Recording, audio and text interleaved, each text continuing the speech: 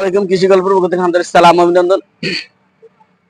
আপনারা যে গাছটা দেখতে পাচ্ছেন এটা কিন্তু হচ্ছে আপনার বারাণসী জাম। পাতা আটাটা কিছুই নেই, কিন্তু গাছের মুকুল কি পরিমাণ হয়েছে সেটা আপনারা নিজেদের চোখে আপনারা দেখেন। এগুলো হচ্ছে আপনার ছাদে রোপণ করতে পারেন।